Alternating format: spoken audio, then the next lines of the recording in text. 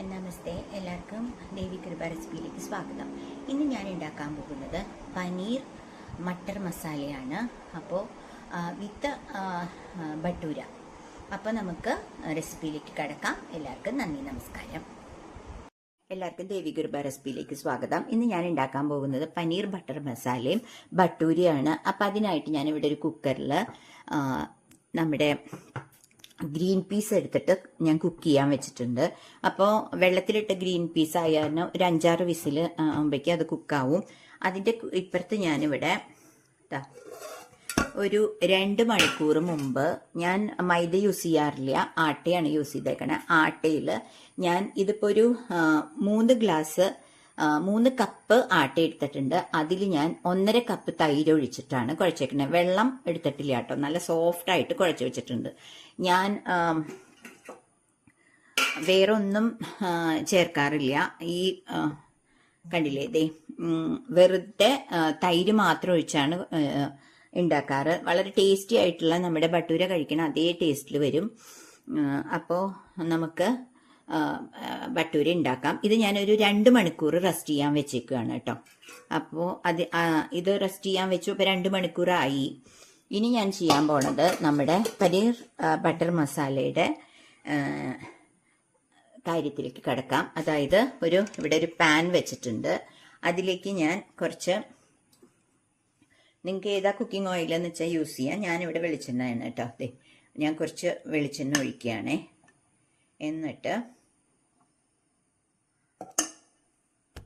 അതിലേക്ക് ഞാൻ gas on ചെയ്തു. ഇപ്പുറത്ത് gas on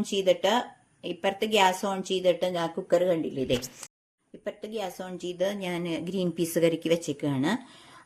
green peas cook ചെയ്യാൻ വെച്ചേക്കണു. ഇപ്പുറത്ത് ഞാൻ ഒരു പാനിൽ വെളിച്ചെണ്ണ ഒഴിച്ചു.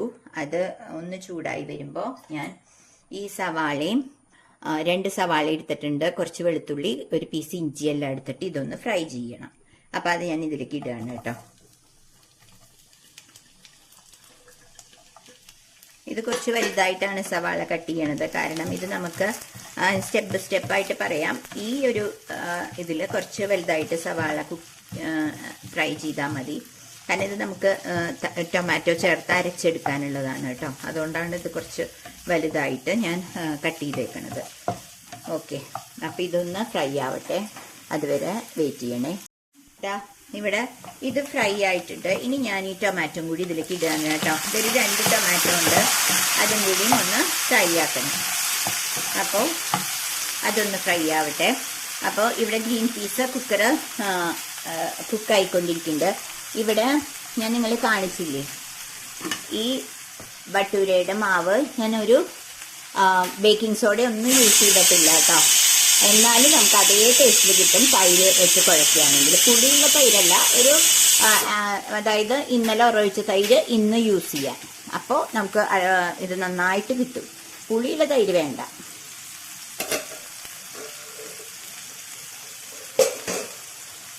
അപ്പോൾ ഇത് അങ്ങനെ ഫ്രൈ ചെയ്തുകൊണ്ടിരിക്കുക. അപ്പോൾ ഇതൊന്ന് ഫ്രൈ ആവട്ടെ, എന്നിട്ട് ഞാൻ നിങ്ങളെ കാണിക്കാം കേട്ടോ.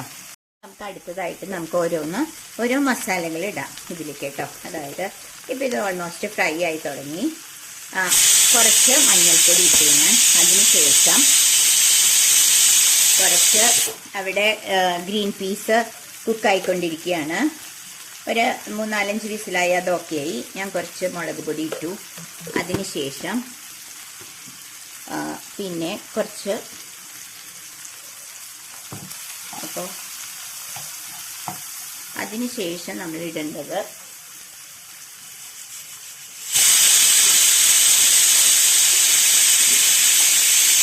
കുറച്ച് ഗരം മസാല കേട്ടോ, അതും ഇട്ടു.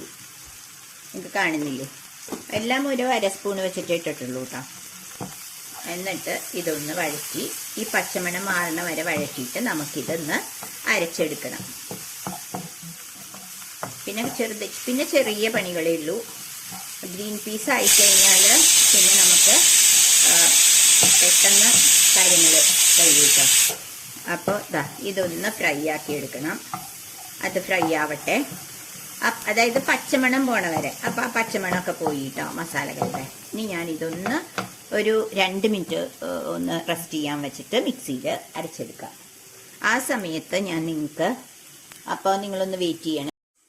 ഇപ്പോൾ ഞാൻ മറ്റേ ഗ്രീൻ പീസിൻ്റെ ആ ഇത് കണ്ടില്ലേ, ഇതിൽ കുക്കറിൽ ഗ്രീൻ പീസ് വെച്ചിട്ടുണ്ട്. അത് ഗ്യാസ് ഓഫ് ചെയ്തു, ബർണർ ഓഫ് ചെയ്തു. ഇനി ഞാൻ ഇവിടെ ഒരു മിക്സി പാത്രം എടുത്തിട്ട് ഞാൻ ഇതൊന്ന് ഈ മസാലകളെല്ലാം ആ മിക്സി പാത്രത്തിലേക്ക് ഇടുകയാണ് കേട്ടോ. ഇതൊന്ന് നമുക്ക് അരച്ചെടുക്കണം. എന്നിട്ട് ഈ പാൻ കഴുകണ്ട, ഇനി കുറച്ച് പണിയും കൂടി നമുക്കുണ്ട്. ഈ പാനിൽ തന്നെ ചെയ്യാവുന്നതേ ഉള്ളൂ. അപ്പോൾ ഇനി വേറൊരു പാൻ എടുത്തത് ചെയ്യണ്ട, ഈ പാൻ തന്നെ നമുക്ക് ഒന്ന് യൂസ് ചെയ്യാം. അതിനായിട്ട് ഇപ്പം ഞാനിതൊന്ന് അരച്ചിട്ട് വരട്ടെ. ഇതേ കണ്ടില്ലേ, ഈ മസാല ഒന്ന് നമ്മൾ അരച്ചെടുക്കണം. പാനിൽ തന്നെ ഞാൻ ഒന്ന് ഗ്യാസ് ഓൺ ചെയ്തു. എന്നിട്ട് നേരത്തെ നമ്മൾ വെളിച്ചെണ്ണ ഒഴിച്ചിട്ടുണ്ടായിരുന്നു. ഏത് ഓയിലെന്ന് വെച്ചാൽ നിങ്ങൾക്ക് ഇഷ്ടമുള്ള ഓയിൽ കേട്ടോ. ഞാനിവിടെ വെളിച്ചെണ്ണ തന്നെ യൂസ് ചെയ്യാം. കുറച്ച് വെളിച്ചെണ്ണ ഒഴിച്ചു. അതിനുശേഷം ഞാൻ കുറച്ച്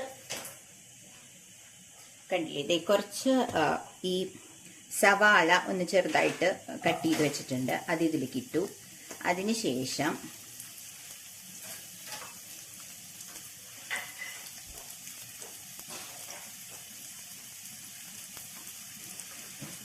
ഇതൊന്ന് ഫ്രൈ ആക്കണം. അതിൻ്റെ കൂടെ നമുക്ക് 2-3 ഐറ്റംസും കൂടി ഇടാനുണ്ട് കേട്ടോ. ഇതൊന്ന് ആ വെളിച്ചെണ്ണയിൽ തന്നെ ഫ്രൈ ചെയ്താൽ മതി, ആ എണ്ണയിൽ. പിന്നെ ഞാൻ കാണിച്ചു തരാം നിങ്ങളെ. അതിൻ്റെ കൂടെ നമ്മൾ കുറച്ച് ഗരം മസാല ഇട്ടു അകത്തോട്ട്.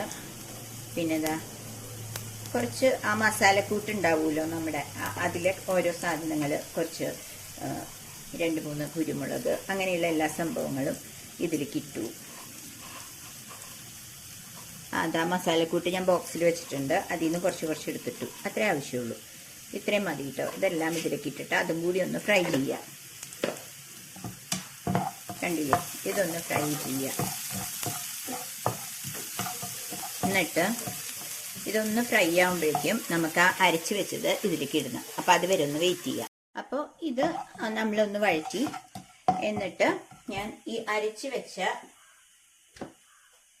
അപ്പോൾ ഞാൻ അടുത്തത് ചെയ്യണത്, നമ്മൾ അരച്ചു വെച്ചിട്ടുണ്ടല്ലോ, ഇത് നമ്മളിപ്പോൾ തിക്കായിട്ടാണെങ്കിൽ കുറച്ച് വെള്ളം ചേർക്കാം കേട്ടോ നമുക്ക്. കാരണം അത് അല്ലെങ്കിൽ വല്ലാണ്ട് ഇതായിരിക്കും. ഞാൻ അരച്ചു വെച്ചില്ലേ നേരത്തെ ആ ടൊമാറ്റോ കൂട്ട്, അതെല്ലാം കൂടി ഇതിലേക്ക് ഇടുകയാണ് കേട്ടോ. അപ്പോൾ അതെല്ലാം ഇതിലേക്ക് ഇടുകയാണേ. അപ്പോൾ നിങ്ങൾ കണ്ടില്ലേ, അത് ഞാൻ ഇട്ടു. അതിനുശേഷം ഞാനിപ്പോൾ ഗ്യാസ് ഓഫ് ചെയ്ത് വെച്ചേക്കുമായിരുന്നു, ഗ്യാസ് ഓൺ ചെയ്തു. ഇതിൻ്റെ ആ ഒരു പച്ചമണം ഇല്ലേ, അതൊന്ന് പോകുന്ന വരെ നമ്മളൊന്ന് ചെറുതായിട്ടൊന്ന് ഫ്രൈ ചെയ്യാം. അപ്പോൾ അതിൻ്റെ അപ്പുറത്ത് വേറൊരു സംഭവം ഉണ്ട് കേട്ടോ. നമ്മുടെ ഗ്രീൻ പീസ് പ്രഷർ പോയി തുടങ്ങി, ഗ്രീൻ പീസ് ആയിട്ടുണ്ട്. അപ്പം ഇത് ഒന്ന് ചെറുതായിട്ടൊന്ന് ഫ്രൈ ചെയ്ത് കൊടുക്കുക കേട്ടോ. അപ്പോൾ ഞാൻ എല്ലാ സാധനങ്ങളും റെഡിയാക്കി വെച്ചിട്ടുണ്ട്. പനീർ റെഡിയാക്കി വെച്ചിട്ടുണ്ട്, ബട്ടർ റെഡിയാക്കി വെച്ചിട്ടുണ്ട്, എല്ലാം അടുത്ത് തന്നെ റെഡിയാക്കി വെച്ചിട്ടുണ്ട്. അതുപോലെ തന്നെ ചോപ്പ് ചെയ്ത മല്ലിയില. ഇത്രയാണ് ഇനി ഇതിലിടാനുള്ള ഇൻഗ്രീഡിയൻസ് കേട്ടോ.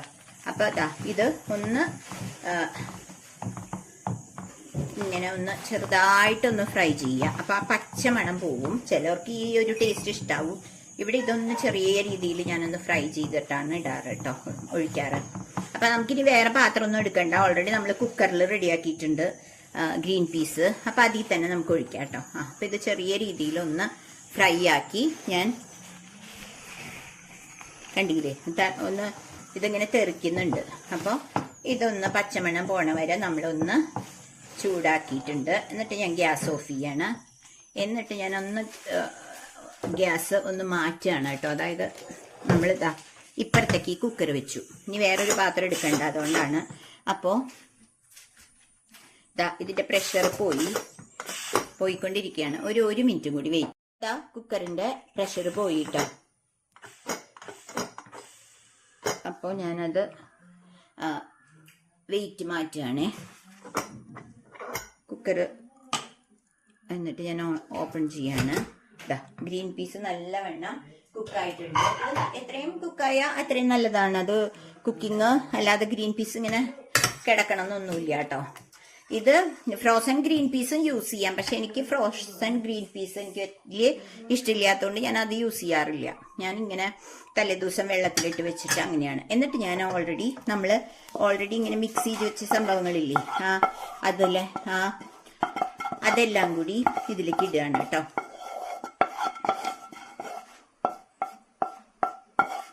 കണ്ടില്ലേ, ഇതിലേക്ക് ഇടുകയാണ്. ഗ്യാസ് കത്തിച്ചിട്ടില്ല.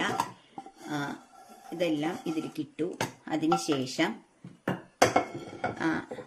ഒന്ന് ഇളക്കി കൊടുക്കുകയാണ്. അപ്പോൾ ഇത് എന്നിട്ട് ഞാനൊന്ന് ഗ്യാസ് ഓൺ ചെയ്യാണ്. ഇനി ഞാൻ ചെയ്യുന്നത് നമ്മുടെ ഓൾറെഡി നമ്മൾ ഇവിടെ റെഡിയാക്കി വെച്ച ഈ പനീർ ഇതിലേക്ക് ഇടുകയാണ് കേട്ടോ. നല്ല അടിപൊളി പനീർ ബട്ടർ മസാല ആയി തുടങ്ങി. അതൊന്ന് തിളയ്ക്കണം. അപ്പം ഞാൻ ഓൾറെഡി ഉപ്പ് ഞാൻ ഗ്രീൻ പീസ് വേവിക്കുമ്പോൾ മാത്രമേ ഉപ്പിട്ടിട്ടുള്ളൂ. അപ്പം കുറച്ച് ഉപ്പിടണം.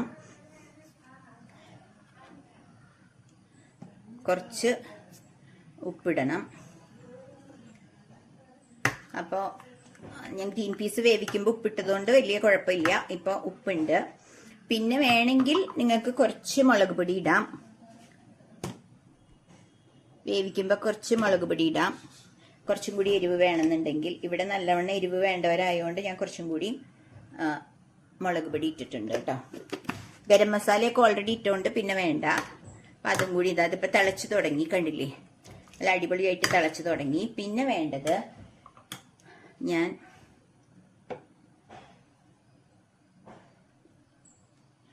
ഈ ഒരു പീസ് ബട്ടർ ഇടുന്നുണ്ട് കേട്ടോ.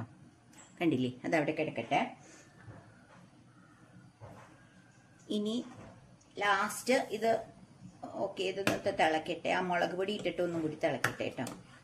കണ്ടില്ലേ, മുളക് പൊടി ഇട്ടൊന്ന് തിളക്കട്ടെ. പെട്ടെന്ന് ഉണ്ടാക്കാൻ പറ്റും. നമ്മൾ സാധനങ്ങളൊക്കെ അടുപ്പിച്ച് വെച്ച് കഴിഞ്ഞാൽ നമുക്ക് പെട്ടെന്ന് ഉണ്ടാക്കാൻ പറ്റും. അതിനുശേഷം ഞാൻ ഈ ചോപ്പ് ചെയ്ത് വെച്ച മല്ലിയിലയും കൂടി ഇട്ടാൽ ഇതിന്റെ ഫൈനൽ സ്റ്റേജ് ആയിട്ട് തിളച്ചു തുടങ്ങിട്ടോ. കണ്ടില്ലേ,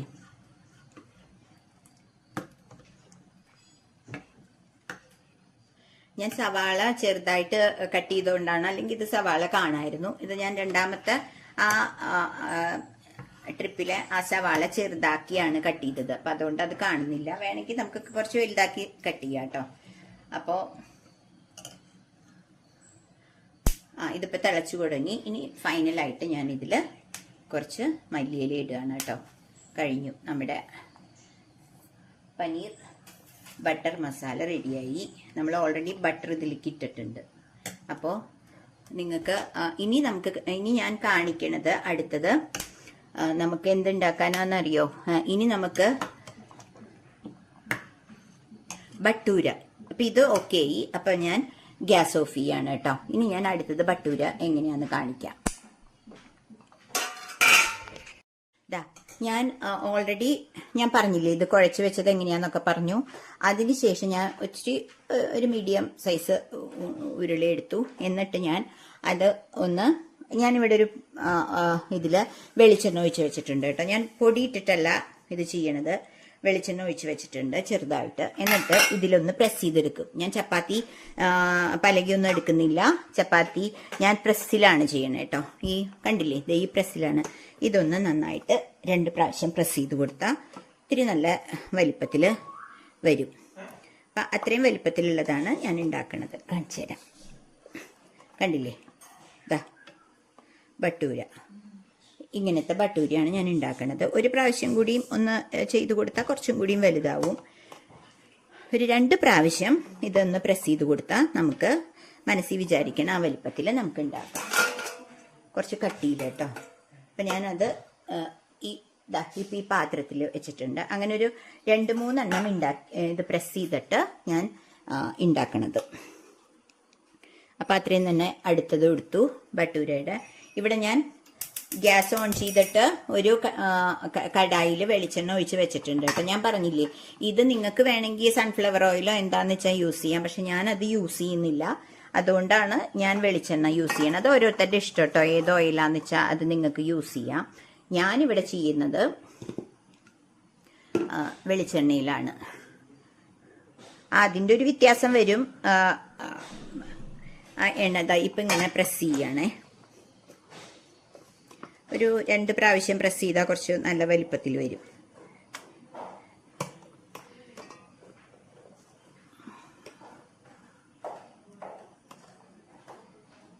ഇപ്പം കണ്ടില്ലേ, ഇതാ ഇങ്ങനെ ഒന്നുകൂടി പ്രസ് ചെയ്തെടുത്താൽ നമുക്ക് കൈ കൊണ്ട് പരത്തണ്ട. ഇതിൽ പ്രസ്സായി കണ്ടില്ലേ. ഇപ്പം 2 എണ്ണമായി. അപ്പം ഞാൻ നിങ്ങൾക്ക് അതൊന്ന് ഒരു ടവല് വെക്കുക കേട്ടോ അടുത്ത്. കാരണം കയ്യിലെപ്പോഴും എണ്ണയായിക്കൊണ്ടിരിക്കും. അപ്പം നമുക്കിത് ചെയ്യാൻ കുറച്ച് ബുദ്ധിമുട്ടാവും. ഈ ഓയിലിൽ മുക്കിയിട്ട് നമ്മളിത് പ്രസ് ചെയ്യുകയാണെങ്കിൽ പെട്ടെന്നാവും. അതുകൊണ്ടാണ് ഞാനിത് ഓയിലിൽ മുക്കണത്. അപ്പം പെട്ടെന്ന് ഒറ്റപ്പോളേ കിട്ടുകയും ചെയ്യും. നല്ല റൗണ്ടിലുള്ള ഒറ്റപ്പോളയായിട്ട് കിട്ടുകയും ചെയ്യും. വലിയ ബുദ്ധിമുട്ടുമില്ല. കണ്ടില്ലേ. അപ്പോൾ 3ാമത്തെയും ഞാൻ പ്രസ് ചെയ്തെടുത്തു. ഇനി ഞാൻ ഇതെല്ലാം കഴിഞ്ഞിട്ട് നിങ്ങളെ ഉണ്ടാക്കണത് കാണിച്ചു തരാം. ഞാൻ ഒരു 3-4 ബട്ടൂര റെഡിയാക്കി വെച്ചിട്ടുണ്ട്. അപ്പം ഞാൻ ഇപ്പുറത്തേക്ക് നിങ്ങളെ കാണിക്കാം.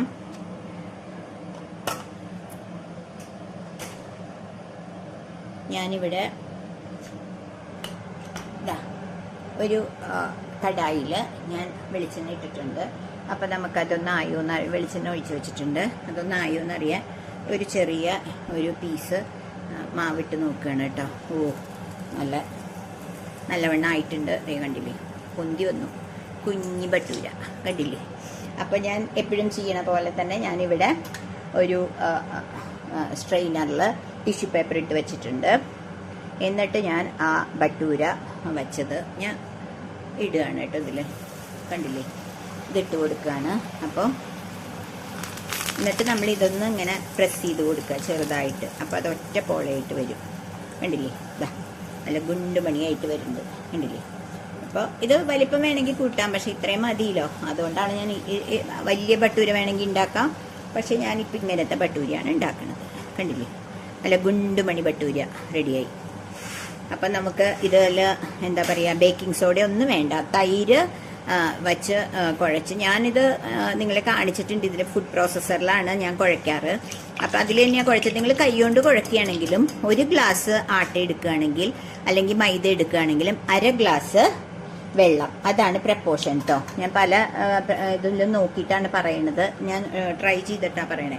ഇതേ അപ്പോൾ ഇങ്ങനെ ഇട്ട് കൊടുത്ത് അത് ചെറുതായിട്ടൊന്ന് പ്രസ് ചെയ്ത് കൊടുത്താൽ അതിങ്ങനെ ഒറ്റ പോളയായിട്ട് വരും. കണ്ടില്ലേ, അല്ലേ, ഗുണ്ടുമണി ബട്ടൂരയായിട്ട് വരും. ഒന്ന് പ്രസ് ചെയ്ത് കൊടുക്കുമ്പോൾ കേട്ടോ. കണ്ടില്ലേ. എന്നിട്ട് നമ്മളതൊന്ന് തിരിച്ചിട്ട് കൊടുക്കണം. അപ്പോൾ നമുക്ക് ഇഷ്ടമുള്ള അത് ഞാനിപ്പോൾ ഒത്തിരി പിടിച്ചപ്പോൾ ആ ഷേപ്പ് ഒന്ന് മാറിയതാണ്. ഇങ്ങനെയാണ് ബട്ടൂര ഉണ്ടാക്കുക. അപ്പം നിങ്ങൾക്ക് മനസ്സിലായി കാണുമെന്ന് വിചാരിക്കുന്നു.